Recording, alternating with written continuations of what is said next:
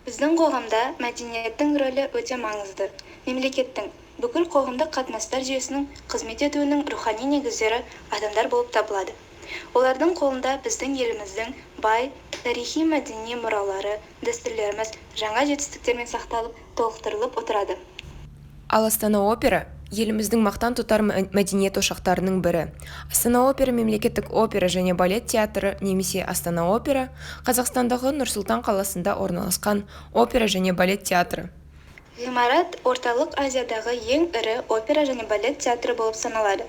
Ол 2013 жылы Қазақстан Республикасының тұңғыш президенті Нұрсұлтан Назарбаевтың бастамасымен ашылған болатын. Театр шымылдығы тұңғыш рет Мұқан Төлебаевтың Біржан Сара спектаклімен ашылды.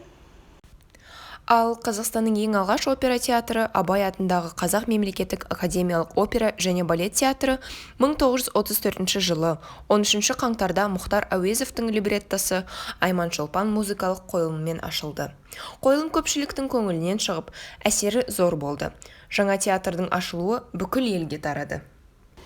Опера театры бұл ең алдымен бүкіл өмірлерін ең әсем өнердің бірі, театрға арнаған энтузиасттардың, әдебиет қайраткерлерінің, сазгерлердің, жазушылардың, суретшілердің, жақсы вокалдық қабілеттері бар әртістердің ең сүйікті жұмысы. Бұл адамдар ұлттық мәдениеттің тарихына енген.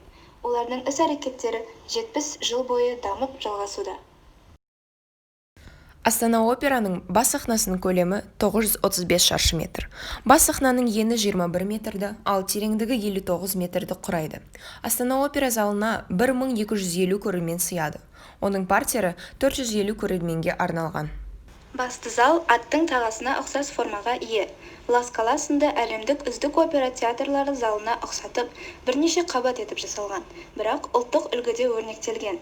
Мұның сыртында ғимаратта 8 қосымша зал, 11 репетициялық орын-жай, 250 орындық камералық музыка залы, баспасөз залы және басқа да функционалдық бөлмелер бар.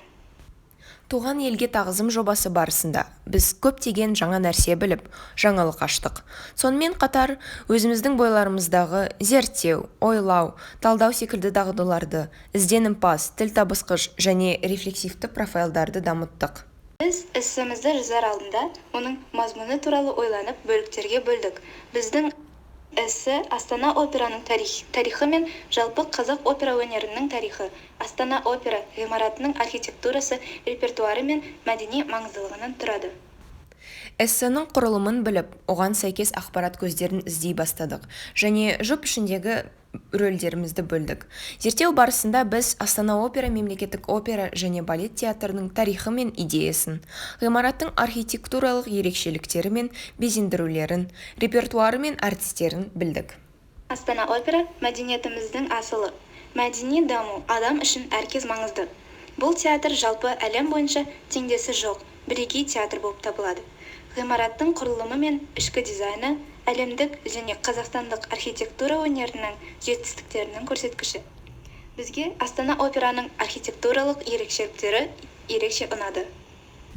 Жоба барысында біз зерттеу жүргізіп, түрлі ресурстардан ақпарат жинадық. Ресурстарды сенімді не сенімсіз, өзекті не өзексіз екендігін анықтап, тек жақсыларын ғана қолдандық. Зерттеу барысында біздің осы нысанға деген қызығушылығымыз одан әрі артты. Жұптық жұмысқа тоқталсақ, біз үшін ол өте табысты болды. Әр адам өз рөлін орындап, өзінің бөлігін жасап жүрді. Түсініксіз кездер болғанда, немесе сұрақтар туындағанда, біз бір-бірімізбен ақылдастық. Зерттеу мен эссе жазу барысында карантинге қарамастан әрқашан онлайн ресурстар арқылы хабарласып отырдық. Осы арқылы біз өзіміздің коммуникация және топта жұмыс істеу дағдыларымызды дамыттық. Назарларыңызға рахмет.